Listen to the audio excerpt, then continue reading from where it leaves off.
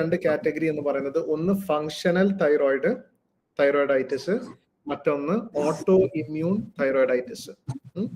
ഇത് രണ്ടുമാണ് നമ്മൾ ഇന്ന് നോക്കാൻ പോകുന്നത്. കാരണം ഇതെന്തിൽ നിന്ന് ഉത്ഭവിക്കുന്നു, അല്ലെങ്കിൽ നമ്മുടെ ശരീരത്തിൽ ഉണ്ടാകുന്ന എന്ത് കേടുപാടുകൾ കൊണ്ടാണ് ഉത്ഭവിക്കുന്നത് എന്നുള്ളത് നമ്മൾ മനസ്സിലാക്കി കഴിഞ്ഞാൽ നമ്മുടെ ശരീരത്തിൽ ആ ഒരു റിപ്പയർ നമ്മൾ ചെയ്യുകയാണെങ്കിൽ നമുക്ക് ഈ പറഞ്ഞ രണ്ട് തൈറോയിഡും നമുക്ക് കൺട്രോൾ ചെയ്തു വെക്കാൻ പറ്റും. പറയുന്നത് മനസ്സിലാവുന്നുണ്ട് എല്ലാവർക്കും?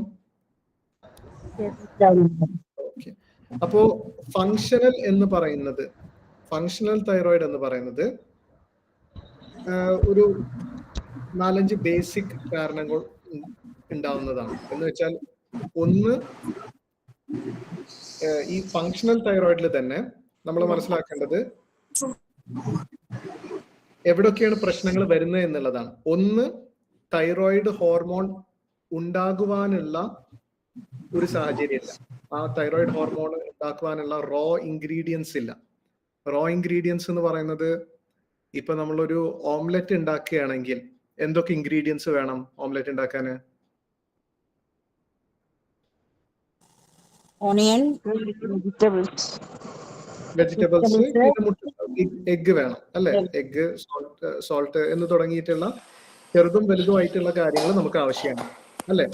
അപ്പൊ അതേപോലെ തന്നെ നമ്മുടെ തൈറോയിഡ് ഹോർമോൺ ഉണ്ടാവാനുള്ള കുറച്ച് ബേസിക് ആയിട്ടുള്ള പോഷകങ്ങൾ നമ്മുടെ ശരീരത്തിൽ ഉണ്ടാവണം. എന്തൊക്കെയാണ്?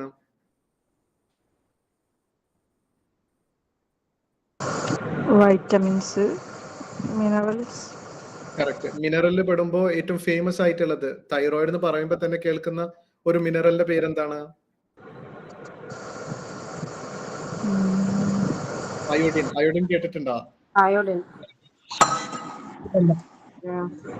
അപ്പൊ അയോഡിൻ ഉണ്ട്, സെലീനിയം ഉണ്ട്, സിങ്ക് ഉണ്ട്, മെഗ്നീഷ്യം ഉണ്ട്, വിറ്റമിൻ ഡി ഉണ്ട്, വിറ്റമിൻ ബി ഉണ്ട് എന്ന് തൊട്ട് എല്ലാം, അത് കൂടുതലും കുറഞ്ഞിട്ടും ഉള്ള അളവില് ഇതൊക്കെ ആവശ്യമാണ്. ഈ പറഞ്ഞ എല്ലാ കാര്യങ്ങളും ഉണ്ടെങ്കിൽ മാത്രമാണ് നമ്മുടെ ശരീരത്തിന് എന്തുണ്ടാക്കാൻ സാധ്യമാവുള്ളൂ?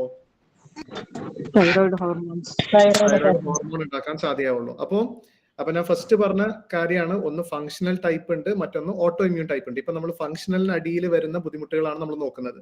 അപ്പൊ ഫങ്ഷണലിൽ ഏറ്റവും ആദ്യം നമ്മൾ നോക്കേണ്ടത് നമ്മുടെ ശരീരത്തിൽ ഈ പറഞ്ഞ റോ ഇൻഗ്രീഡിയൻസ് ശരീരത്തിൽ വേണ്ട അളവിനുണ്ടോ എന്നുള്ളത് നമ്മൾ നോക്കണം. ഓക്കെ, അതൊന്ന്. മറ്റൊന്ന്, ഇനി ഇത് ഉണ്ടായി കഴിഞ്ഞാൽ തന്നെ റോ ഇൻഗ്രീഡിയൻസ് കിട്ടി അത് വെച്ച് തൈറോയിഡ് ഹോർമോൺസ് ഉണ്ടാക്കിയതിന് ശേഷം ഈ ഹോർമോൺ സാധാരണ എന്താണ് സംഭവിക്കാറുള്ളത്? ഫസ്റ്റ് T4 ആണ് ഉണ്ടാവുക. എന്നിട്ട് നമ്മുടെ ശരീരത്തിൽ അത് കൺവേർഷൻ നടക്കും. അത് T4 T3 ആയി മാറിയതിനു ശേഷമാണ് നമ്മുടെ ശരീരം അതിനെ ഉപയോഗിക്കാനുള്ള ഒരു തരത്തിൽ മാറുള്ളൂ അല്ലേ? ഇതെല്ലാവർക്കും അറിയുന്ന ഒരു കാര്യമാണെന്നാണ് എൻ്റെ ഒരു ധാരണ. അങ്ങനെയല്ലേ? ഓൾമോസ്റ്റ് ഇത് ഇത്രയും ഫേമസ് ആയിട്ടുള്ള ഒരു രോഗം ആയതുകൊണ്ടാണ് ഞാൻ അങ്ങനെ സംസാരിക്കുന്നത്. കേട്ടിട്ടുണ്ടോ?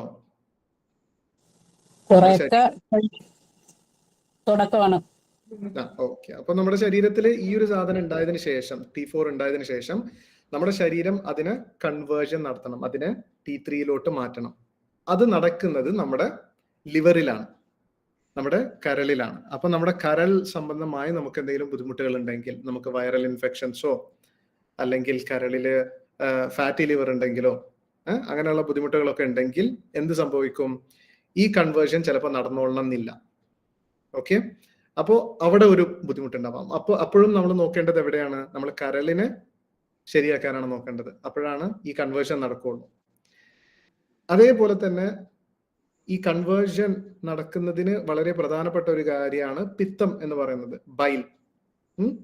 അപ്പൊ നമ്മുടെ പിത്തം കട്ടിയാണ്, അല്ലെങ്കിൽ പിത്തക്കല്ലുകളുണ്ട്, പിത്ത പൈൻ്റെ ഉള്ളില് ബൈൽ, ഗോൾ ബ്ലാഡറിനുള്ളിൽ ബൈൽ സ്റ്റോൺസ് ഉണ്ട്, അല്ലെങ്കിൽ ബൈൽ സ്ലഡ്ജ് ഉണ്ട് എന്നൊക്കെ ഉണ്ടെങ്കിൽ ഈ പറഞ്ഞ പോലെ കൺവേർഷൻ കറക്റ്റ് ആയിട്ടില്ല. അപ്പൊ നമ്മൾ രണ്ട് കാര്യങ്ങളാണ് ഇപ്പൊ നോക്കിയത്. ഒന്ന്, തൈറോയിഡ് ഹോർമോൺസ് ഉണ്ടാവാനുള്ള റോ ഇൻഗ്രീഡിയൻസ് ഇല്ലാതാവാം, അല്ലെങ്കിൽ ഉണ്ടായതിനു ശേഷം കൺവേർഷൻ നടക്കുന്ന സമയത്ത് ഒന്നുകിൽ നമ്മുടെ തൈറോയിഡ്, നമ്മുടെ ലിവറിന് കുഴപ്പങ്ങൾ ഉണ്ടാവാം, അല്ലെങ്കിൽ പിത്തത്തിന് കുഴപ്പമുണ്ടാവാം. ഇനി മറ്റൊരു കാര്യം, ഇനി ഇതൊക്കെ ചെയ്ത് നടന്നു, തൈറോയിഡ് ഹോർമോൺ ഉണ്ടായി, അതിന്റെ കറക്റ്റ് ആയിട്ടുള്ള കഴിഞ്ഞാൽ ഇനി ഈ തൈറോയിഡ് ഹോർമോണിന് T3 നമ്മുടെ ശരീരം എന്ത് ചെയ്യണം? അവിടെ നിന്നും എടുത്ത് എവിടെയാണോ ആവശ്യമുള്ളത് അങ്ങോട്ടേക്ക് കൊടുക്കണം. അപ്പൊ അതിന് നമുക്ക് ട്രാൻസ്പോർട്ടേഷൻ പ്രോട്ടീൻസ് ആവശ്യമാണ്. നമ്മുടെ ശരീരത്തിൽ പല ഹോർമോൺസുകളെയും പല കാര്യങ്ങളെയും എപ്പോഴും ഒരു ട്രാൻസ്പോർട്ട് പ്രോട്ടീൻ ഉണ്ടാവും. അതിനെ എടുത്ത് കൊണ്ടുപോയി കൊടുക്കാനുള്ള ഒരു പ്രോട്ടീൻ ഉണ്ടാവും. ഈ ട്രാൻസ്പോർട്ടേഷൻ പ്രോട്ടീൻസും ഉണ്ടാകുന്നത് 90% നമ്മുടെ ലിവറിനുള്ളിൽ നിന്നാണ്, കരളിനുള്ളിൽ നിന്നാണ്. അപ്പൊ അവിടെയും ഒരു പ്രശ്നം ഉണ്ടാവാം. ഞാൻ മുന്നേ പറഞ്ഞ പോലെ നമ്മുടെ ലിവറിന് വൈറൽ ഇൻഫെക്ഷൻസോ അല്ലെങ്കിൽ ഫാറ്റി ലിവറോ ഉണ്ടെങ്കിൽ ഈ ഒരു ഫങ്ഷനും ഈ ഒരു പ്രക്രിയയും ചിലപ്പോൾ തകരാറിലാവാം. ഓക്കെ, അപ്പൊ ഇപ്പൊ 3 കാര്യങ്ങളായി: റോ ഇൻഗ്രീഡിയൻസ്, കൺവേർഷൻ, ട്രാൻസ്പോർട്ടേഷൻ. ഇനി അഥവാ നമുക്ക് ട്രാൻസ്പോർട്ടേഷൻ നടക്കുന്നുണ്ടെങ്കിൽ കൂടെ ചില സമയത്ത് ശരീരത്തിൽ സ്ട്രെസ് അധികമാണെങ്കിൽ, അല്ലെങ്കിൽ ചില സ്ത്രീകളിൽ ഈസ്ട്രജൻ, സ്ത്രീകളുടെ ഹോർമോണിന്റെ പേരെന്താണ്? ഈസ്ട്രജൻ. അപ്പൊ അത് അളവിൽ വേണം. അത് അളവിലും കൂടുതൽ കെട്ടിക്കിടക്കുകയാണ് ശരീരത്തിലെങ്കിൽ അതിനെ ഈസ്ട്രജൻ ഡോമിനൻസ് എന്ന് പറയും.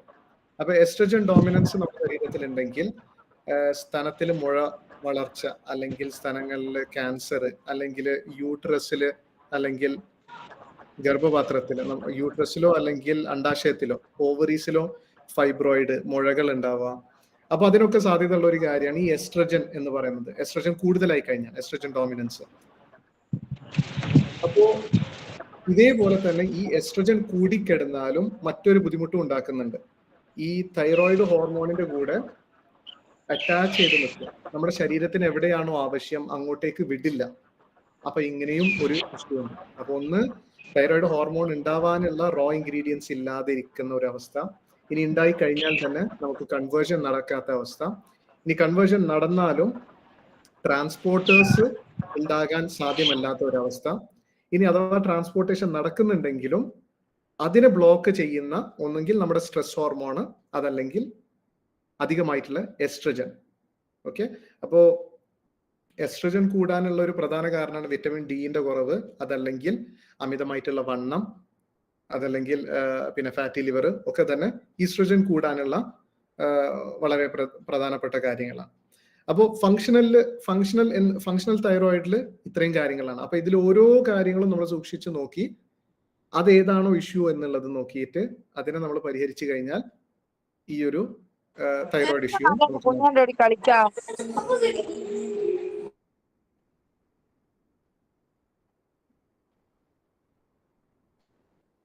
ഓക്കെ. അപ്പൊ എല്ലാവർക്കും കേൾക്കുന്നുണ്ടല്ലോ? അപ്പൊ ഇത് വളരെ സിമ്പിൾ ആയിട്ടാണ് ഞാൻ പറഞ്ഞിട്ടുള്ളത്. എല്ലാവർക്കും മനസ്സിലായോ ഈ 4 കാര്യങ്ങളും? അല്ലെങ്കിൽ ഈ ഫങ്ഷണലിനടിയിൽ വരുന്ന 4 ഉത്ഭവ കാരണങ്ങൾ എല്ലാവർക്കും മനസ്സിലായോ? ഓക്കെ, അപ്പൊ ഇതിൽ കുറച്ചുകൂടെ കോംപ്ലിക്കേറ്റഡ് ആണ്. പലതരത്തിലുള്ള മറ്റുള്ള മോളിക്യൂൾസും പല വിറ്റമിൻസും മിനറൽസും ഒക്കെ ഇതിൽ ചേർന്ന ഒരു കാര്യമാണ്. പക്ഷെ വളരെ സിമ്പിൾ ആയി പറയുകയാണെങ്കിൽ ഇത്രയാണ് കാര്യമുള്ളത്. ഇനി ഫങ്ഷണൽ അല്ലാതെ ഓക്കെ, ഇനി ഓട്ടോ ഇമ്മ്യൂൺ നമ്മൾ നോക്കുകയാണെങ്കിൽ, ഒന്ന് ഫങ്ഷണൽ, മറ്റൊന്ന് ഓട്ടോ ഇമ്മ്യൂൺ. ഓട്ടോ ഇമ്മ്യൂൺ എന്ന് പറയുന്നത് നമ്മുടെ ശരീരത്തില് എപ്പോഴും രോഗപ്രതിരോധ കോശങ്ങളുണ്ട്, അല്ലെ? നമ്മുടെ ഇമ്മ്യൂൺ സെൽസ് എന്ന് പറയും. ഇതെന്താണ് നമ്മൾ ചെയ്യേണ്ടത്? ഈ രോഗപ്രതിരോധ കോശങ്ങൾ നമ്മുടെ ശരീരത്തിന് വേണ്ടിയിട്ട് എന്താണ് ചെയ്യേണ്ടത്? നിങ്ങൾ പറഞ്ഞത് രോഗാണുക്കൾ കേറിയാൽ ഫൈറ്റ് ചെയ്യാം. കറക്റ്റ്. അപ്പൊ അങ്ങനെയുള്ള കോശങ്ങളാണ് ഈ രോഗപ്രതിരോധ കോശങ്ങൾ, ഇമ്മ്യൂൺ സെൽസ്. പക്ഷെ ചില സാഹചര്യങ്ങളിൽ ഈ ഇമ്മ്യൂൺ സെൽസ് ചെറുതായി തലതിരിഞ്ഞു പോകും. എന്താണ് ചെയ്യേണ്ടത് എന്നുള്ളത് കൺഫ്യൂഷനായി അറിയാതെ നമ്മുടെ ശരീരത്തെ തന്നെ ഡാമേജ് ചെയ്യാൻ തുടങ്ങും, നമ്മുടെ ശരീരത്തിനെ നശിപ്പിക്കാൻ തുടങ്ങും. അപ്പോ അത് പലതരത്തിലുള്ള ഓട്ടോ ഇമ്മ്യൂൺ കോശങ്ങളുണ്ട്. ഈ പലതരത്തിലുള്ള ഓട്ടോ ഇമ്മ്യൂൺ കോശങ്ങൾ തന്നെ നമ്മുടെ ശരീരത്തിൽ പലയിടങ്ങളിലായി ബുദ്ധിമുട്ടുകൾ ഉണ്ടാക്കാറുണ്ട്. അപ്പോൾ ഓരോരോ ബുദ്ധിമുട്ടിനും അനുസരിച്ചാണ് നമ്മൾ ഇതിന് ഓരോ രോഗം എന്നുള്ള നിലക്ക് നമ്മൾ പേര് ഇടുന്നത്. ഇപ്പൊ കൂടുതലും ജോയിന്റിൽ വരുന്ന ഇഷ്യൂസ് ആണെങ്കിൽ നമ്മൾ അതിന് റൊമറ്റോയിഡ് ആർത്രൈറ്റിസ് എന്ന് പറയും. റൊമറ്റോയിഡ് ആർത്രൈറ്റിസ് കേട്ടിട്ടുണ്ടോ?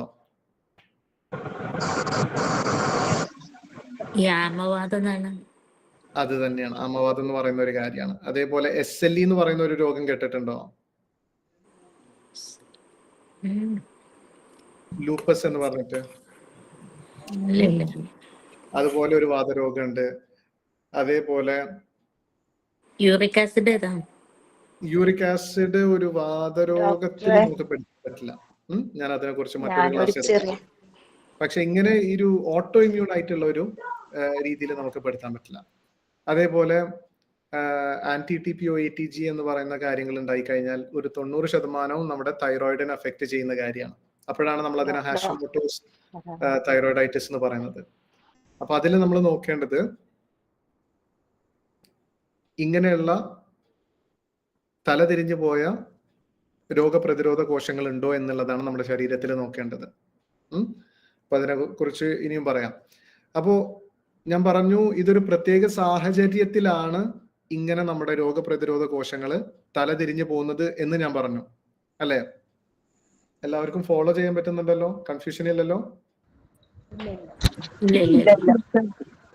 അപ്പൊ ഏതൊരു സാഹചര്യമാണെന്ന് ചോദിച്ചു കഴിഞ്ഞാൽ നമ്മുടെ കുടലിൽ ഉണ്ടാകുന്ന ഇൻഫെക്ഷന്റെ ഒരു ഭാഗമായിട്ടാണ് ശരീരത്തിൽ നിന്നും ഇതുപോലുള്ള തലതിരിഞ്ഞ കോശങ്ങൾ ഉണ്ടാകുന്നത്. അപ്പൊ നമ്മുടെ കുടലിൽ ഉണ്ടാകുന്ന ഇൻഫെക്ഷൻസ് സാധാരണ നമുക്ക് ബാക്ടീരിയൽ ഇൻഫെക്ഷൻസ് ആവാം, അതല്ലെങ്കിൽ ഫംഗൽ ഇൻഫെക്ഷൻസ് ആവാം, അതല്ലെങ്കിൽ വൈറൽ ഇൻഫെക്ഷൻസ് ആവാം, അതല്ലെങ്കിൽ പാരസെറ്റിക്. വിരശല്യം കേട്ടിട്ടില്ലേ? അപ്പൊ വിരശല്യം ഉണ്ടെങ്കിലും ഇതുപോലെ നമ്മുടെ ശരീരത്തില് തലതിരിഞ്ഞ കോശങ്ങൾ, രോഗപ്രതിരോധ കോശങ്ങൾ ഉണ്ടാകാനുള്ള ഒരു സാഹചര്യമാവാം. അപ്പോ ഫംഗൽ, ബാക്ടീരിയൽ, വൈറൽ ഇൻഫെക്ഷൻസ് നോക്കുകയാണെങ്കിൽ ഏറ്റവും കൂടുതൽ ദഹനക്കുറവിൽ നിന്നാണ് ഇത് ഉത്ഭവിക്കുന്നത്. നമ്മുടെ ആമാശയത്തിൽ നിന്നും ഭക്ഷണം ദഹിക്കാതെ നമ്മുടെ കുടലിലോട്ട് എത്തുന്ന സമയത്ത് ഒന്നുകിൽ നമ്മുടെ ശരീരത്തിന് ദോഷം ചെയ്യുന്ന ബാക്ടീരിയകളും ഫംഗസും ഒക്കെ അതില് ആ ദഹിക്കാതെ കിടക്കുന്ന ഭക്ഷണത്തിന് ഭക്ഷിച്ച് നമ്മുടെ ശരീരത്തിൽ പെരുകും. അതല്ലെങ്കിൽ നമ്മുടെ ശരീരത്തിന് നല്ലത് ചെയ്യുന്ന ബാക്ടീരിയകളും ഫംഗസും തന്നെ അളവിലും കൂടിയാൽ അതിര് വിട്ട് വളർച്ച ഉണ്ടായി കഴിഞ്ഞാലും നമ്മുടെ ശരീരത്തിന് മോശമായാണ് ബാധിക്കുക. ഇതെല്ലാവർക്കും മനസ്സിലായോ ഈ പറഞ്ഞ കാര്യം? അപ്പോ മോശമായതുകൊണ്ട് നല്ലത് അതിര് വിട്ട് വളർന്നു കഴിഞ്ഞാലും നമ്മുടെ ശരീരത്തിന് മോശമായി ബാധിക്കാം. അപ്പൊ ഇങ്ങനെ രണ്ട് കാര്യങ്ങളാണ്. അപ്പൊ അതിന്റെ ഒരു മെയിൻ ഇഷ്യൂ ഞാൻ മുന്നേ പറഞ്ഞ പോലെ നമ്മൾ കഴിച്ച ഫുഡ് ദഹിക്കാതെ പോകുന്ന ഒരു കാര്യമാണ്. അപ്പൊ ഭക്ഷണം ദഹിക്കാതെ പോകുന്നതിന്റെ കാരണങ്ങൾ മെയിൻലി അസിഡിറ്റി ഇഷ്യൂസ് ഇൻഫെക്ഷൻ കാരണം കൊണ്ട് വരാം, അതല്ലെങ്കിൽ പിത്തം കട്ടിയായാലോ അല്ലെങ്കിൽ പിത്തക്കല്ലുകൾ ഉണ്ടെങ്കിലോ അസിഡിറ്റി വരാം, അതല്ലെങ്കിൽ കോർട്ടിസോൾ അധികമാണെങ്കിൽ, ടെൻഷൻ അധികമാണെങ്കിൽ വരാം, അതല്ലെങ്കിൽ പീരിയഡ്സ് സമയത്ത് ഹോർമോണൽ ഇംബാലൻസ് ഉണ്ടെങ്കിലും അസിഡിറ്റി വരാം. അത് മാത്രമല്ലാതെ നിങ്ങൾ കഴിക്കുന്ന വിധം കറക്റ്റ് അല്ലെങ്കിലും അസിഡിറ്റി വരാം. ഭയങ്കര ഓവറായി കഴിക്കുന്നുണ്ട്, അതിര് വിട്ട് ഉള്ള അളവിൽ കഴിക്കുന്നുണ്ടെങ്കിൽ അസിഡിറ്റി വരാം. കഴിച്ച ഉടനെ പോയി കെടുക്കുന്നുണ്ടെങ്കിൽ അസിഡിറ്റി വരാം. കറക്റ്റായി ചവക്കാതെ നിങ്ങൾ ചവച്ചരച്ച് കഴിക്കാതെ നിങ്ങൾ ഭക്ഷണം കഴിക്കുകയാണെങ്കിലും അസിഡിറ്റി വരാം. ഇനി കഴിക്കുന്നതിൻ്റെ കൂടെ തന്നെ നിങ്ങൾ എപ്പോഴും ധാരാളമായി വെള്ളം കുടിച്ചുകൊണ്ടിരിക്കുന്നുണ്ടെങ്കിലും അസിഡിറ്റി വരാം. വിറ്റമിൻ ഡി കുറവാണെങ്കിലും അസിഡിറ്റി വരാം. അതെങ്ങനെയെന്ന് വെച്ചാൽ വിറ്റമിൻ ഡി കുറയുന്ന സമയത്ത് നമ്മുടെ രോഗപ്രതിരോധ ശേഷി കുറയും, പെട്ടെന്ന് തന്നെ നമ്മുടെ ശരീരത്തിൽ ബാക്ടീരിയൽ ഇൻഫെക്ഷൻ ഉണ്ടാവും, H. pylori എന്ന് പറയുന്ന ഒരു ഇൻഫെക്ഷൻ ഉണ്ടാവും. അതാണ് ഏറ്റവും കൂടുതൽ കാണപ്പെടാറുള്ളത് അസിഡിറ്റിക്ക്. അപ്പോൾ അങ്ങനെ ഉണ്ടായിക്കൊണ്ട് ഈ പറഞ്ഞ പോലെ അസിഡിക് ഇഷ്യൂസ് ഉണ്ടാവാം. അപ്പോൾ ഇങ്ങനെയുള്ള കാര്യങ്ങളാണ് നമ്മൾ നോക്കേണ്ടത്. ഇതിലേതാണോ കാരണമായത് അത് വെച്ച് വേണം നമ്മൾ നമ്മുടെ തൈറോയിഡ് ഇഷ്യൂസിനെ നോക്കാൻ. തീർച്ചയായും ആ ഒരു സമയത്ത് നമ്മൾ ടാബ്ലറ്റ്സ് എടുക്കുന്നത് കൊണ്ടോ മരുന്ന് എടുക്കുന്നത് കൊണ്ടോ കുഴപ്പമില്ല, പക്ഷെ അതൊരു ശാശ്വത പരിഹാരമല്ല. നമ്മുടെ ശരീരത്തിൽ എന്താണ് സംഭവിച്ചത് എന്നുള്ളത് നോക്കിയിട്ട് വേണം നമ്മൾ കാര്യങ്ങൾ ചെയ്യാൻ. അപ്പൊ ഇതിൽ എഴുതിയിരിക്കുന്നത് ഇതാ, ഫസ്റ്റ് നമ്മൾ പറഞ്ഞു ലാക്ക് ഓഫ് റോ ഇൻഗ്രീഡിയൻസ്, നമ്മുടെ ശരീരത്തിൽ അയോഡിൻ പോലെയുള്ള അല്ലെങ്കിൽ സെലീനിയം പോലെയുള്ള മിനറൽസിന്റെ ഒരു ഇഷ്യൂ. പിന്നെ ഉണ്ടാകുന്നത് ഈ പറഞ്ഞ പോലെ T4 to T3 കൺവേർഷൻ നടന്നില്ലെങ്കിൽ പിന്നെ ഒന്ന് ഇതാണ് കാരിയർ പ്രോട്ടീൻസ്, നമ്മുടെ തൈറോയിഡ് ഹോർമോണിന് കൊണ്ട് നടക്കുന്ന പ്രോട്ടീൻസ് കറക്റ്റ് ആയിട്ട് ഫോം ആവുന്നില്ലെങ്കിൽ TBG, TTR എന്നൊക്കെ പറയുന്ന പലതരത്തിലുള്ള പ്രോട്ടീൻസ്. പിന്നെ ഉള്ളത് ഈ പറഞ്ഞ പോലെ ഓട്ടോ ഇമ്മ്യൂൺ ഇഷ്യൂസ്. അതാണ് നമ്മൾ നോക്കിയത്. അപ്പൊ നിങ്ങൾ ചെയ്യേണ്ട ടെസ്റ്റ് ഏറ്റവും കൂടുതൽ നമ്മൾ ഒരു തൈറോയിഡ് ഇഷ്യൂസ് ഉണ്ടെങ്കിൽ നമ്മൾ ഫസ്റ്റ് എല്ലാവർക്കും അറിയുന്ന ടെസ്റ്റ് തന്നെയാണ് ഇത്, TSH, T4, T3 എന്നുള്ളതാണ് നമ്മൾ ടെസ്റ്റ് ചെയ്യേണ്ടത്.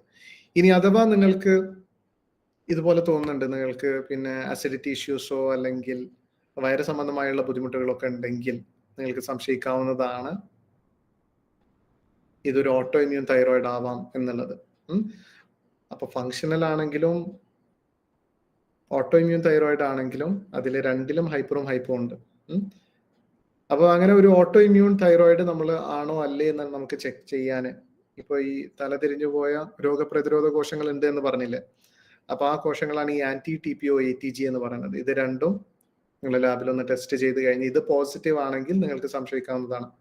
സംശയിക്കല്ല, നിങ്ങൾക്ക് ഉറപ്പുവരുത്താവുന്നതാണ് നിങ്ങളുടെ കുടലിലുള്ള ഈ ഒരു ഇൻഫെക്ഷൻ കാരണം കൊണ്ടാണ് ഇത് രണ്ടും കൂടി നിൽക്കുന്നത് എന്നുള്ളത്. ഇനി ഇതിൽ തന്നെ നിങ്ങൾക്ക് ഹൈപ്പർ തൈറോയിഡ് ആണ് ഇഷ്യൂ എങ്കിൽ അതിന്റെ പ്രത്യേക ഒരു രോഗപ്രതിരോധ കോശമാണ്, തലതിരിഞ്ഞു പോയ രോഗപ്രതിരോധ കോശമാണ് ഈ TSI എന്ന് പറയുന്നത്, തൈറോയിഡ് സ്റ്റിമുലേറ്റിംഗ് ഇമ്മ്യൂണോഗ്ലോബുലിൻ എന്ന് പറയുന്ന TSI എന്ന് പറയുന്നത്. അതേപോലെ നിങ്ങൾക്ക് അൾട്രാസൗണ്ട് സ്കാനുകളും ചെയ്യാവുന്നതാണ്, എന്തെങ്കിലും വളർച്ചകളോ അല്ലെങ്കിൽ മറ്റെന്തെങ്കിലും ഇഷ്യൂസ് കാരണം കൊണ്ടാണോ ഈ തൈറോയിഡ് ഇഷ്യൂസ് വന്നത് എന്നുള്ളത് മനസ്സിലാക്കാൻ വേണ്ടിയിട്ട്. അപ്പൊ ഞാൻ ഇൻസുലിൻ റെസിസ്റ്റൻസിനെ കുറിച്ച് ഞാൻ പോയ ക്ലാസ്സിൽ ഞാൻ എടുത്തായിരുന്നു. ഇൻസുലിൻ റെസിസ്റ്റൻസ് കാരണം കൊണ്ടാണ് ഒരു 70% നമുക്ക് ഫാറ്റി ലിവർ ഉണ്ടാകുന്നത്. അപ്പൊ ഇതില് ഈ ഒരു കാര്യത്തിൽ ഒരു 3 പ്രാവശ്യമാണ് ലിവറിന്റെ ഒരു പ്രാധാന്യം വരുന്നത്. ഈ മുന്നേ പറഞ്ഞ ബേസിക് മൂലകാരണങ്ങൾ വെച്ച് നോക്കുമ്പോൾ ലിവർ സംബന്ധമായിട്ടുള്ള ബുദ്ധിമുട്ടുകൾ വരുന്നത്, അതേപോലെ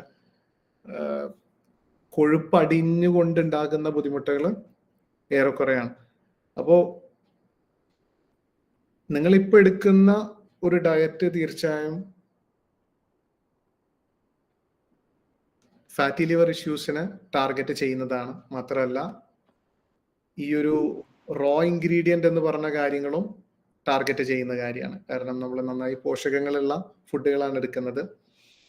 അതേപോലെ ഈ ഒരു ഫാറ്റി ലിവർ കുറഞ്ഞു കഴിഞ്ഞാൽ തന്നെ നമുക്ക് അധികമായി ഈസ്ട്രജൻ എടുക്കുന്നുണ്ടെങ്കിലും എന്ത് സംഭവിക്കും, അതിന്റെ കുറവ് വന്നോളും. നമ്മുടെ ഈസ്ട്രജൻ കെട്ടിക്കെടുക്കാനുള്ള ഒരു പ്രധാന കാരണവും ഫാറ്റി ലിവർ തന്നെയാണ്. ഈസ്ട്രജൻ അതിന്റെ ഫങ്ഷൻ കഴിഞ്ഞാൽ അതിന് പുറന്തള്ളേണ്ട ഒരു ഉത്തരവാദിത്തം ഉള്ളത് നമ്മുടെ ലിവറിനാണ്. അപ്പൊ അങ്ങനെ തൊട്ട് ഓൾമോസ്റ്റ് എല്ലാ കാര്യങ്ങളും അഡ്രസ്സ് ചെയ്യുന്നുണ്ട്, നമ്മുടെ ഡയറ്റിലൂടെ നമ്മൾ അഡ്രസ്സ് ചെയ്യുന്നുണ്ട്.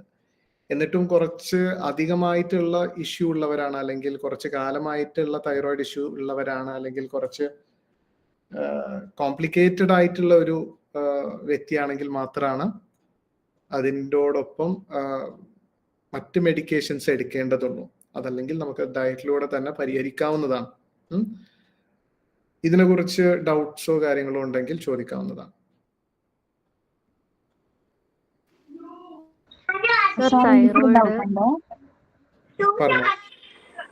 എനിക്ക് ഈ ഡയറ്റ് എടുക്കുന്നതിന് 2 വർഷം മുമ്പായിട്ട് എനിക്ക് തൈറോയിഡ് കുറവുണ്ടായിരുന്നു. ഞാൻ പ്രഗ്നൻസിക്ക് ട്രൈ ചെയ്യുന്ന സമയമായിരുന്നു. അപ്പോ ഇങ്ങനെ ഞാൻ ഹോമിയോനെ കാണിച്ചപ്പോ ഡോക്ടർ പറഞ്ഞു ഗൈനക്കോളജിസ്റ്റിനെ കണ്ടു. അപ്പൊ ഞാൻ ടെസ്റ്റ് പറയാന്ന് പറഞ്ഞിട്ട് അങ്ങനെ തൈറോയിഡിന് ടെസ്റ്റ് ചെയ്ത് തന്നു കഴിഞ്ഞപ്പോ അത് ഭയങ്കരമായിട്ട് 0.25 അതിന് അത്രയും കണ്ട് ഉണ്ടായിട്ടുള്ളൂ. അപ്പോ അത് കുറവാണെന്ന് ഡോക്ടർ പറഞ്ഞു എൻ്റെ അടുത്ത്. അപ്പൊ അത് നമ്മൾക്ക് അങ്ങനെ വരികയാണെങ്കിൽ മെഡിസിൻ എടുക്കേണ്ടി വരുമോ? എന്തെങ്കിലും ബുദ്ധിമുട്ടുകൾ നമുക്ക് ഉണ്ടാവുമോ അങ്ങനെ വന്നു കഴിഞ്ഞാല്? ഇപ്പൊ തൈറോയിഡ് ഹോർമോൺ നമ്മുടെ ശരീരത്തില് ഓൾമോസ്റ്റ് എല്ലാറ്റിനെയും കൺട്രോൾ ചെയ്യുന്ന ഒരു കാര്യമാണ്. നമ്മുടെ ശരീരത്തിൽ എനർജി ഉണ്ടാക്കുന്നതിന്, അതേപോലെ നമ്മുടെ തടി എത്ര ഉണ്ടാവണം, അതല്ലെങ്കിൽ എന്തൊക്കെ ഉപയോഗിക്കണം എന്നുള്ള തൊട്ട് എല്ലാറ്റിലും ഒരു കൈയുള്ള ഒരു കാര്യമാണ്. അപ്പോ അതെന്താണ് ബുദ്ധിമുട്ട് എന്നുള്ളത് നമ്മൾ മനസ്സിലാക്കിയിട്ട് അതിനെ ടാർഗറ്റ് ചെയ്യുന്നതോടൊപ്പം അത് ഫസ്റ്റ് നമ്മൾ സോൾവ് ആകുന്നത് വരെ നമ്മൾ മെഡിക്കേഷൻസ് എടുക്കേണ്ടത് തന്നെയാണ്. അതുവരെ നമ്മുടെ ശരീരത്തിന് നല്ല നോർമലായിട്ട് റണ്ണ് ചെയ്യണമല്ലോ. അപ്പോ നമ്മൾ മെഡിക്കേഷൻസ് എടുക്കേണ്ടത് തന്നെയാണ്. ഒരു 2 to 3 months നമ്മളെ ബോഡി നമ്മൾ റിപ്പയർ ഡയറ്റ് വെച്ച് റിപ്പയർ ചെയ്യുന്നതോടൊപ്പം അത്രയും സിവിയർ ആണെങ്കിൽ മെഡിക്കേഷൻസ് എടുക്കണം. നമുക്ക് ഫുഡിനെ കൺട്രോൾ ചെയ്യാൻ പറ്റില്ലേ? തീർച്ചയായും നമുക്ക് കൺട്രോൾ ചെയ്യാൻ പറ്റാവുന്നു. തൈറോയിഡ് പാരമ്പര്യമാണോ? പാരമ്പര്യം തന്നെയാണ്. പക്ഷെ ഈ പറഞ്ഞ പോലെ ഈ ഒരു അസുഖം, പാരമ്പര്യം എന്ന് പറയുന്ന അസുഖങ്ങളിൽ തന്നെ 2 തരത്തിലുള്ളതുണ്ട്. ഒന്ന്, നമുക്ക് അതിന്മേലെ ഒരു കൺട്രോളും ഇല്ല, അത് വന്നാൽ വന്നു, അത് നമ്മുടെ ശരീരത്തില് പിന്നെ നാശങ്ങൾ ഉണ്ടാക്കും എന്നുള്ള ഒരു തരത്തിലുള്ളതുണ്ട്. മറ്റൊന്ന്, ജനറ്റിക് ആണെങ്കിൽ പോലും എപ്പിജെനറ്റിക്സ് എന്ന് പറയുന്ന മറ്റൊരു കാര്യമുണ്ട്. എന്ന് വെച്ചാൽ നമ്മൾ കഴിക്കുന്ന ഫുഡ്, അല്ലെങ്കിൽ നമ്മൾ താമസിക്കുന്ന സ്ഥലം, നമ്മുടെ എൻവയറമെന്റ്, നമ്മൾ ശ്വസിക്കുന്ന വായു, നമ്മൾ കുടിക്കുന്ന വെള്ളം തൊട്ടുള്ള കാര്യങ്ങൾ ചേർന്നാൽ മാത്രമാണ്, ഈ ജനറ്റിക്സും എപ്പിജെനറ്റിക്സും ചേർന്നാൽ മാത്രമാണ് ഈ രോഗം പുറത്തോട്ട് കാണിക്കുള്ളൂ. അപ്പൊ അതിൽ പെട്ട ഒരു കാര്യം തന്നെയാണ് തൈറോയിഡ്, ഡയബറ്റീസും ഒക്കെ അങ്ങനെ തന്നെയാണ്. അപ്പൊ തീർച്ചയായും നമ്മൾ ഈ ഒരു എപ്പിജെനറ്റിക്സ് നമ്മൾ കൺട്രോൾ ചെയ്ത് കഴിഞ്ഞാൽ, ഇതിന് ഫേവറബിൾ അല്ലാത്ത രീതിയിൽ നമ്മൾ വെച്ച് കഴിഞ്ഞാൽ ഡോക്ടർ, ഞാൻ ബന്ധപ്പെട്ടതാണോ സാറേ? മനസ്സിലായില്ല, ഒന്നുകൂടെ പറഞ്ഞോളൂ. കോൺസ്റ്റിപ്പേഷൻ ഇതുമായി ബന്ധപ്പെട്ടതാണോ? തീർച്ചയായും. ഞാന് TSH T3 T4 നോക്കുമ്പോൾ എനിക്ക് TSH മാത്രമാണ് മുമ്പ് ഇത്തിരി ഹൈ ആയിട്ട് നിന്നിട്ടുള്ളത്. ഇപ്പൊ നോർമലാണ് കാണിക്കുന്നത്. അപ്പൊ ഈ നേരത്തെ പറഞ്ഞ ടെസ്റ്റുകൾ ഞങ്ങൾ ചെയ്യേണ്ടതുണ്ടോ? മാഡം ഇപ്പൊ മെഡിക്കേഷൻസ് എടുക്കുന്നുണ്ടോ? തൈറോനോം എടുക്കുന്നുണ്ട്, ഇപ്പൊ ഡയറ്റിലും ആണ്. കഴിഞ്ഞ ഫസ്റ്റ് നോക്കിയപ്പോ നോർമൽ ആയിരുന്നു, TSH നോർമൽ. ഒന്ന് ടെസ്റ്റ് ചെയ്ത് നോക്കിക്കോ. സാർ, എനിക്ക് ടെസ്റ്റ് ചെയ്തപ്പോ തൈറോയിഡ് ഇല്ല, പക്ഷെ ആന്റിബോഡി കുറച്ച് കൂടുതലാണെന്ന് പറഞ്ഞു. ആന്റിബോഡി കൂടുതലാണല്ലേ? അപ്പൊ അത് ഇപ്പൊ ആന്റിബോഡി കൂടുതലാണെങ്കിലും ഞാൻ മുന്നേ പറഞ്ഞ പോലെ ഒരു 70% കേസുകളിൽ നമ്മൾ അത് തൈറോയിഡിനെ അഫക്ട് ചെയ്യുന്നത് നമ്മൾ കാണാറുണ്ട്. മറ്റു ചില കേസുകളിൽ വിറ്റിലിഗോ, ഈ വെള്ളപ്പാണ്ട് കേട്ടിട്ടില്ലേ? വെള്ളപ്പാണ്ടിന് കാരണമാവുന്ന ഒരു ആന്റിബോഡി കൂടെയാണ് ഈ anti-TPO ATG എന്ന് പറയുന്നത്. അപ്പൊ അത് ഓരോരുത്തരുടെ ശരീരത്തിൽ എന്ത് ചെയ്യും എന്നുള്ളത് നമുക്ക് പറയാൻ പറ്റില്ല. അത് പക്ഷെ അത് ഉണ്ടെങ്കിൽ അത് മോശമാണ്. നമ്മുടെ ശരീരത്തിൽ എന്തോ ഒരു ഇൻഫെക്ഷൻ ഉണ്ട്, കുടലിൽ ഇൻഫെക്ഷൻ ഉണ്ട് എന്നുള്ളതാണ് അത് കാണിക്കുന്നത്. അപ്പൊ അതിനുള്ള കാര്യങ്ങൾ നമ്മൾ ചെയ്യണം. എന്ത് ടെസ്റ്റുകൾ അതിന് ചെയ്യേണ്ടത്? മനസ്സിലായില്ല, ഏത് anti-TPO ATG തന്നെയാണ് നോക്കേണ്ടത്? അതെ, എനിക്ക് കോൺസ്റ്റിപ്പേഷന്റെ പ്രശ്നമാണ്. കോൺസ്റ്റിപ്പേഷൻ ഉണ്ടെങ്കിലും അത് ക്ലിയർ ആണ് മാഡമിന്, പിന്നെ കുടലിൽ ഇൻഫെക്ഷൻ ഉണ്ട് എന്നുള്ളത്. അപ്പൊ അതിനുള്ള കാര്യങ്ങൾ, കുടലിൽ ഇൻഫെക്ഷൻ ഉണ്ടെന്ന് അറിയാൻ വേണ്ടി നമ്മൾ എന്ത് ടെസ്റ്റാ ചെയ്യാ? ഇല്ല, കൂടുതലും സൈൻസ് ആൻഡ് സിംറ്റംസ് വെച്ചിട്ടാണ് നമ്മൾ പറയാറുള്ളത്. ഒന്നെങ്കിൽ ചിലപ്പോ ശോധന കുറവായിരിക്കും, അല്ലെങ്കിൽ ശോധന കൂടുതലായിരിക്കും, അല്ലെങ്കിൽ വിശപ്പ് കുറവായിരിക്കും, അല്ലെങ്കിൽ എന്തെങ്കിലും കഴിച്ചു കഴിഞ്ഞാൽ വയറിങ്ങനെ ഭയങ്കരമായി വീർത്ത് വരുന്ന പോലെ ഉണ്ടാവും, ബ്ലോട്ടിങ്. എനിക്ക് ഡൈജഷൻ കുറവാണ്. അപ്പോ ഡയറ്റീഷ്യനോടൊന്ന് പറഞ്ഞാൽ മതി, ബേക്കിംഗ് സോഡ ടെസ്റ്റ് വെച്ചിട്ട് തുടങ്ങിക്കോളൂ. അത് ചെയ്തു, ബേക്കിംഗ് സോഡ ടെസ്റ്റ് ചെയ്ത് ഒരു ബോട്ടിലോളം തീർന്നു. പക്ഷെ എന്താ പറയാ, എനിക്കൊരു പ്രകടമായ ഒരു മാറ്റം കാണുന്നു. പക്ഷെ നാളെ പിന്നെ ഡയറ്റീഷ്യനോടൊന്ന് കണക്ട് ചെയ്യാൻ പറയും, ഞാൻ വേറെ മരുന്നുകൾ പറഞ്ഞു തരാം കേട്ടോ. സാധാരണ നമ്മൾ ഹോം റെമഡീസ് അതേപോലെ ഡയറ്റ് എടുക്കുമ്പോൾ തന്നെ നമുക്ക് മാറ്റങ്ങൾ ഉണ്ടാവാറുണ്ട്. അങ്ങനെ ഇല്ലാത്തവരാണെങ്കിൽ, അത്രയും സിവിയർ ആയിട്ടുള്ള ഇൻഫെക്ഷൻസ് ആണെങ്കിൽ ഞാൻ എന്തായാലും മരുന്ന് പറഞ്ഞു തരാം. എന്നെ നാളെ കണക്ട് ചെയ്യാൻ പറഞ്ഞു. ഹലോ ഡോക്ടർ, ഹലോ ഹലോ പറഞ്ഞോളൂ ഡോക്ടർ. മാഡം. എൻ്റെ പേര് അശ്വതി എന്നാണ്. പറഞ്ഞു. ഞാൻ ആക്ച്വലി തൈറോയിഡ് റിലേറ്റഡ് അല്ല ഡൗട്ട്. ഞാനിപ്പോൾ 3 മാസത്തോളമായി ഇത് ഡയറ്റിൽ ചേർന്നിട്ട് എൻ്റെ 10 കിലോളം ഏകദേശം കുറഞ്ഞു. പക്ഷെ എനിക്കിപ്പോൾ ഒരു ടെൻഷൻ, ഡയറ്റ് വിട്ട് ഓക്കെ. കഴിഞ്ഞാൽ വീണ്ടും വെയിറ്റ് ഗെയിൻ ചെയ്യുമോ എന്നുള്ളൊരു പേടി. അതാണ് ഇപ്പോഴത്തെ പ്രശ്നം.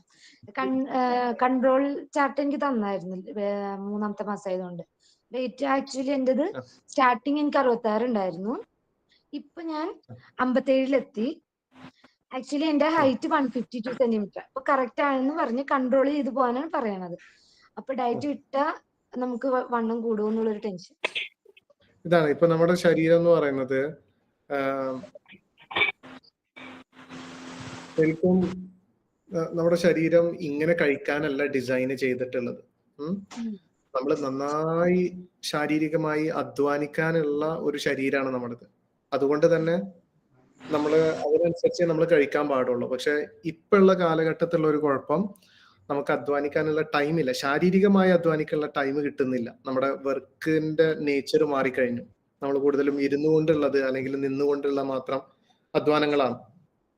മെന്റൽ പ്രഷർ ഉണ്ട്, പക്ഷെ ഫിസിക്കലായിട്ടുള്ള എക്സേർഷൻ ഈ നടക്കുന്നില്ല. ഡയറ്റില് എക്സസൈസ് ചെയ്തിട്ടില്ല. എനിക്ക് വീട്ടിലെ വർക്ക് തന്നെ ഉണ്ട്, അത് മാത്രമേ ചെയ്തില്ല. എക്സസൈസ് ചെയ്യാനും കറക്റ്റായിട്ട് പറ്റിയിട്ടില്ല എനിക്ക്.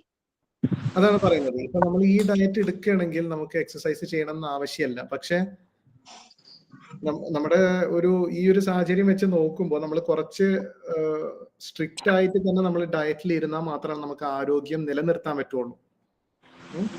നമ്മൾ സാധാരണ ആൾക്കാർ കഴിക്കുന്ന പോലെ നമ്മൾ കഴിച്ചു കഴിഞ്ഞാൽ നമുക്ക് രോഗങ്ങൾ വന്നുകൊണ്ടിരിക്കും. സാർ, ഒരു ഡൗട്ട് ചോദിച്ചോട്ടെ? പറഞ്ഞോ. ഈ തൈറോയിഡ് വന്നാൽ നമ്മൾ ലൈഫ് ലോങ് ടാബ്ലറ്റ് കഴിക്കണം എന്ന് തന്നെയുണ്ടോ, അതോ നമുക്ക് കൺട്രോൾ ചെയ്താൽ മാറാൻ പറ്റുമോ? കൺട്രോൾ ചെയ്ത് മാറ്റാവുന്നതാണ്.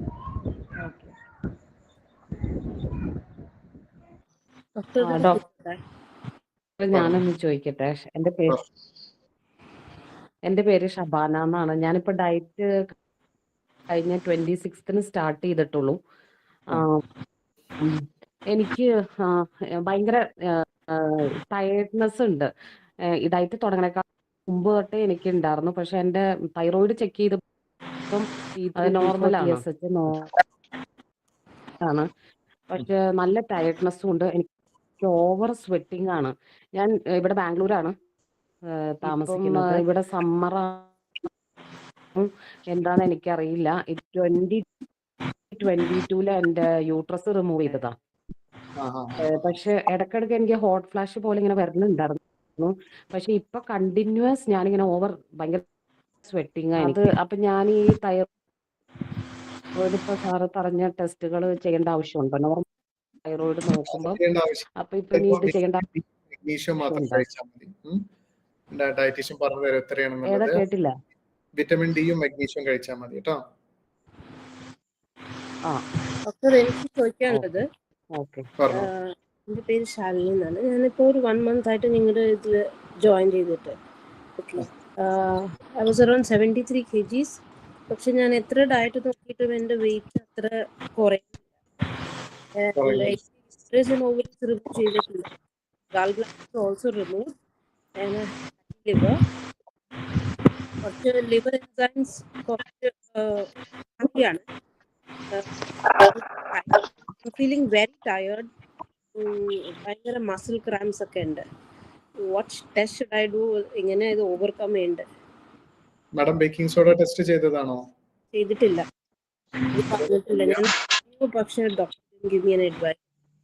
അപ്പൊ അത് വീട്ടിൽ ചെയ്യുന്നതാണ്. അത് ഡയറ്റീഷ്യൻ പറഞ്ഞു തരും കേട്ടോ. അതൊന്ന് ചെയ്യുക. അതോടൊപ്പം വിറ്റമിൻ ഡിയും മഗ്നീഷ്യവും കഴിക്കുക. മസിൽ ക്രാംസും ഉണ്ടല്ലോ, ഡൈജസ്റ്റീവ് ഇഷ്യൂസ് തന്നെയാണ് കേട്ടോ. And should there be any inflammatory issues because I'm not able to reduce my weight? അത് വിഷമിക്കണ്ട, നമുക്ക് മാറ്റാം. നമ്മൾ ഫസ്റ്റ് മാഡം ഈ ബേക്കിംഗ് സോഡ ടെസ്റ്റ് ചെയ്യുക. അതിന് അതായിട്ടുള്ള മറ്റു കാര്യങ്ങളും ചെയ്യാം. പിന്നെ വിറ്റമിൻ ഡിയും മഗ്നീഷ്യവും കഴിക്കുക കേട്ടോ. എല്ലാരും ചെയ്യണോ സാർ? എല്ലാരും ചെയ്യണമെന്നില്ല. വെയിറ്റ് കുറയുന്നില്ലെങ്കിൽ, അതല്ലാതെ നിങ്ങൾക്ക് ഗ്യാസ്ട്രിക് ഇഷ്യൂസ് ഉണ്ടെങ്കിൽ ഒക്കെ തന്നെ നിങ്ങൾ ചെയ്താൽ മതി. അങ്ങനത്തെ പ്രോബ്ലം ഇല്ല. പക്ഷെ വെയിറ്റ് 12 ദിവസമായി ഞാനിതിൽ ചേർന്നിട്ട്. എന്റെ പേര് ജമീലയാണ്. പക്ഷെ 1 കിലോ വെയിറ്റ് കുറഞ്ഞിട്ടുണ്ട്. നല്ല ശരീരത്തിന് ഭാരം കുറഞ്ഞതുപോലെ തോന്നുന്നു. എക്സസൈസ് ഒക്കെ എടുക്കുന്നതിനെ കൊണ്ടായിരിക്കും. പക്ഷെ വെയിറ്റ് 1 കിലോ ഞാൻ തൂക്കി നോക്കിയിട്ട് കുറഞ്ഞിട്ടുള്ളൂ. Okay okay. അപ്പൊ ഒന്ന് ചെയ്ത് നോക്കിക്കോ, ചിലപ്പോ ഉണ്ടാവാം, കുറവുണ്ടാവാം. ഒന്ന് നോക്കി ബേക്കിംഗ് സോഡ ടെസ്റ്റ് എന്ന് പറഞ്ഞാൽ മതിയോ? പറഞ്ഞോ. സാർ പറഞ്ഞോ. ഞാൻ ഇപ്പം 2 മാസമായിട്ടുണ്ട് ഇതിനകത്ത് ജോയിൻ ചെയ്തിട്ടെ. അപ്പം ഇന്നിപ്പം 2 മാസം പൂർത്തിയായി. എനിക്ക് ഏകദേശം 7.5 കിലോയോളം കുറഞ്ഞിട്ടുണ്ട്. Okay madam. അപ്പം 1 മാസം കൂടെ ജോയിൻ ചെയ്യാൻ എന്റെ ഇത് പറഞ്ഞിട്ടുണ്ട് ഡയറ്റീഷ്യനെ. അപ്പൊ കുറച്ചുകൂടെ വ്യത്യാസം വരട്ടെ. എനിക്ക് നല്ല ശരീരത്തിലൊക്കെ നല്ല വ്യത്യാസമുണ്ട്. എങ്കിൽ തന്നെ നമ്മൾ ഈ 3 മാസം ഇത് ഡയറ്റ് എടുത്തിട്ട് അങ്ങ് സ്റ്റോപ്പ് ചെയ്തിട്ട് പിന്നെ നമ്മുടേതായിട്ടുള്ള രീതിയിൽ അങ്ങ് ഡയറ്റ് എടുത്ത് മുന്നോട്ട് പോയാൽ മതിയോ? തീർച്ചയായും അങ്ങനെ ചെയ്താലും മതി. എന്റെ ഒരു മെയിൻ എയിം എന്ന് പറയുന്നത് നിങ്ങൾ ഇത് പഠിക്കുക എന്നുള്ളതാണ്, മനസ്സിലാക്കുക എന്നുള്ളതാണ്. ഒരു ദിവസം ഞാൻ ഇരുന്ന് നിങ്ങൾക്ക് നിങ്ങളുടെ ക്ലാസ് എടുത്ത് ഞാൻ ഇതൊക്കെ പറഞ്ഞു തന്നാലും നിങ്ങൾ എത്ര മനസ്സിലാക്കി നിങ്ങൾക്ക് പ്രാവർത്തിക്കാൻ പറ്റില്ല. ഈ 1 മാസം ഡെയിലി ചെയ്യുന്നതിൽ നിന്ന് നിങ്ങൾ പഠിക്കും. നിങ്ങൾ അങ്ങനെ സ്വന്തം ചെയ്താലും മതി കേട്ടോ. അടുത്തതായിട്ട് ജോയിൻ ചെയ്യാൻ പോവുക. അപ്പം അടുത്ത 1 മാസം കൂടെ എന്തായാലും ജോയിൻ ചെയ്ത് 3 മാസം കംപ്ലീറ്റ് ചെയ്യാന്നുള്ള ഒരു തീരുമാനത്തിൽ ഇരിക്കുക. അന്നേരം ഇപ്പം ഞാൻ പറഞ്ഞില്ല 7 കിലോയോളം കുറഞ്ഞിട്ടുണ്ട്. അപ്പോഴേ എനിക്കിപ്പോ രാത്രിയിലെന്ന് വെച്ച് കഴിഞ്ഞാൽ ഈ ഫുഡ് പറഞ്ഞിട്ടുള്ളത് ഏതെങ്കിലും പയറുവർഗ്ഗങ്ങളും അങ്ങനെ നമ്മുടെ മീറ്റോ അങ്ങനെയൊക്കെയുള്ള കാര്യങ്ങളാണ്. ഞാനിപ്പം ഡെയിലി ഇപ്പം 2 റോബസ്റ്റ പഴം വെച്ചാ ഇപ്പൊ കഴിച്ചുകൊണ്ടിരിക്കുന്നത്. അത് പ്രശ്നമില്ലല്ലോ? ഇപ്പോ ഇതിലുള്ള ഒരു മെയിൻ കാര്യം എന്ന് പറയുന്നത് നമ്മൾ കഴിക്കുന്ന ഫുഡില് അല്ലെങ്കിൽ ഒരു ദിവസം കഴിക്കുന്നതിൽ നമുക്ക് ശരീരത്തിന് ആവശ്യമുള്ള എല്ലാ പോഷകങ്ങളും എത്തുക എന്നുള്ളതാണ്. ഡെയിലി രാവിലെ വെച്ചാൽ 2 മുട്ട കഴിക്കുന്നുണ്ട്, 1 ഗ്ലാസ് പാല് കുടിക്കുന്നുണ്ട് മധുരം ഇല്ലാതെ.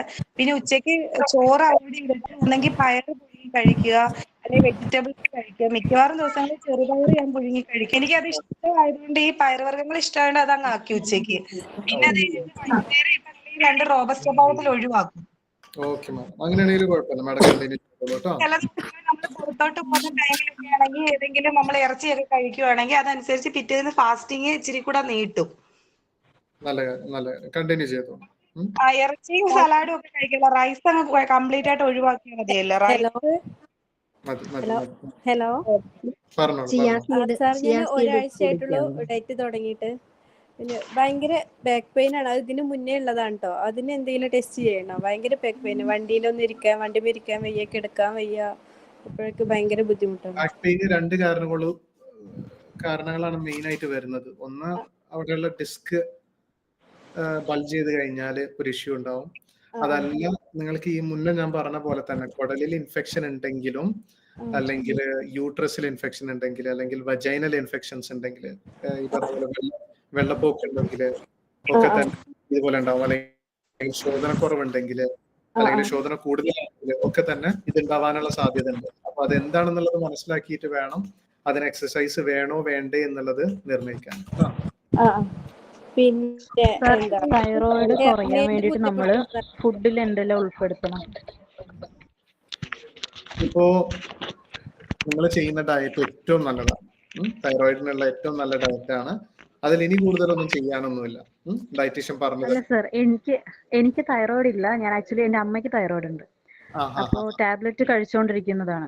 സ്ഥിരം രാവിലെ എണീറ്റതും തൈറോയിഡിന്റെ ടാബ്ലറ്റ് കഴിക്കുന്ന ആളാണ്.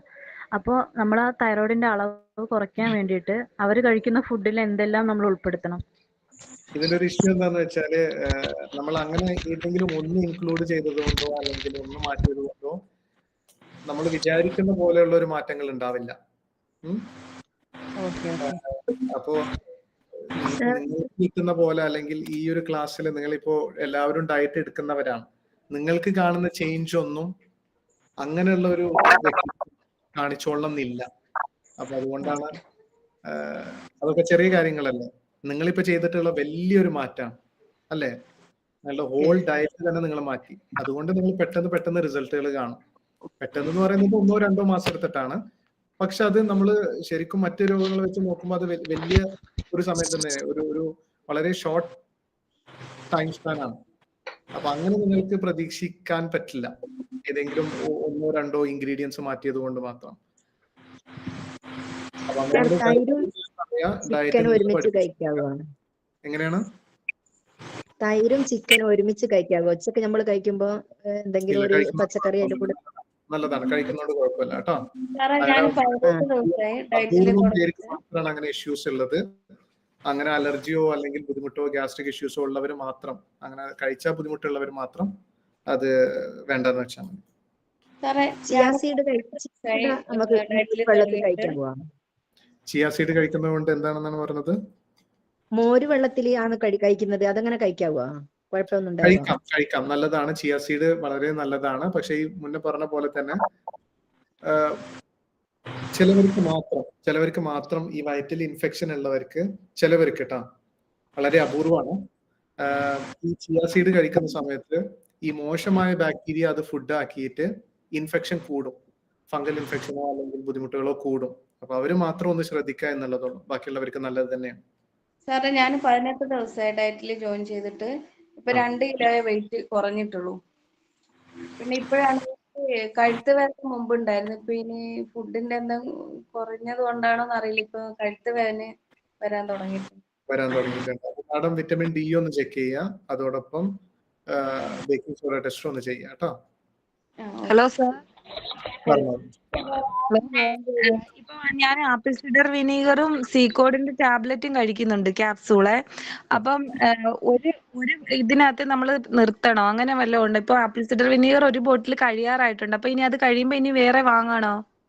നിങ്ങൾ ബേക്കിംഗ് സോഡ ടെസ്റ്റ് ചെയ്തിട്ട് നിങ്ങൾക്ക് ഇപ്പോഴും ദഹനം കറക്റ്റ് ആയിട്ടില്ലെങ്കിൽ നിങ്ങൾ അത് പിന്നെ അതാവുന്നത് വരെ കഴിക്കുക കേട്ടോ. എത്ര മാസം വരെ നമുക്ക് കഴിക്കാൻ പറ്റും ആപ്പിൾ സിഡർ വിനീഗർ കണ്ടിന്യൂ ആയിട്ട്? കണ്ടിന്യൂസ് ആയിട്ട് കഴിച്ചുകൊണ്ടിരിക്കാം, നിങ്ങളുടെ ദഹനം ശരിയാവുന്നത് വരെ നിങ്ങൾക്ക് കഴിക്കാം. അതുപോലെ തന്നെ സീക്കോഡിന്റെ ക്യാപ്സൂള് തന്നിട്ടുണ്ട്, അത് ഒരു ബോട്ടിൽ കഴിയാറായി. അപ്പൊ ഇനിയും നമുക്ക് വാങ്ങിച്ച് കഴിക്കണമെന്നുണ്ടോ? കഴിക്കാം, നല്ലതാണ്, വളരെ നല്ലതാണ്. ഇപ്പൊ 3 ക്യാപ്സൂൾ വെച്ചാ ഒരു ദിവസം എടുത്തോണ്ടിരിക്കുന്ന ഒരു നേരം. ഒരു നേരമാക്കി.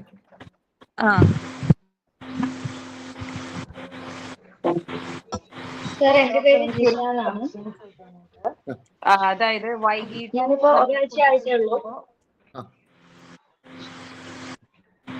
വൈകിട്ട് നമ്മൾ ഫുഡ് കഴിക്കുമ്പോൾ ഈ മോര് കാര്യങ്ങൾ കഴിക്കാനായിട്ട് പാടില്ല എന്ന് പറയുന്നുണ്ട്. എന്താ പറയാ, നമ്മളിപ്പോ അത് പറയുന്നു, അത് ശരിയാണോ എന്ന് എനിക്ക് കറക്റ്റ് ആയിട്ട് അറിയില്ല. ഉച്ചയ്ക്ക് കഴിക്കുന്നത് നല്ലതാണ്, വൈകിട്ട് കഴിക്കുന്നത് അത്ര നല്ലതല്ല എന്ന് പറയുന്നുണ്ട്. അതിന്റെ ഒരു സംശയം ചോദിക്കുന്നതാണ്. അതാണ്, എല്ലാവർക്കും അല്ല, ഈ മുന്നേ പറഞ്ഞ പോലെ എല്ലാവർക്കും അല്ല, അങ്ങനെ ഉള്ളവര് മാത്രം. അങ്ങനെ കഴിച്ചാൽ ജലദോഷം വരുന്നുണ്ട് അല്ലെങ്കിൽ ഗ്യാസ്ട്രിക് ഇഷ്യൂസ് വരുന്നുണ്ട്, അങ്ങനെയുള്ളവർ മാത്രം അത് ഒഴിവാക്കുക കേട്ടോ. അതല്ലാത്തവർക്ക് കഴിക്കാവുന്നതാണ്. സർ 7 മണിക്ക് നമ്മൾ ഫുഡൊക്കെ നിർത്തി കഴിഞ്ഞാല് രാത്രി ഒരു 12 മണിക്കൊക്കെ നമുക്ക് വെള്ളത്തിനൊക്കെ ദാഹിച്ചാൽ കുറച്ച് വെള്ളമൊക്കെ കുടിച്ചൂടെ? ഇപ്പോ ഫാസ്റ്റിംഗ് എടുക്കുന്നതിന്റെ മറ്റൊരു ഒരു വശം കൂടെ ഉണ്ട്. ഞാൻ അടുത്ത ക്ലാസ്സിൽ അതിനെ കുറിച്ച് പറയാം, ഇന്റർമീഡിയറ്റ് ഫാസ്റ്റിംഗിന്റെ ബെനിഫിറ്റ്സിനെ കുറിച്ച്.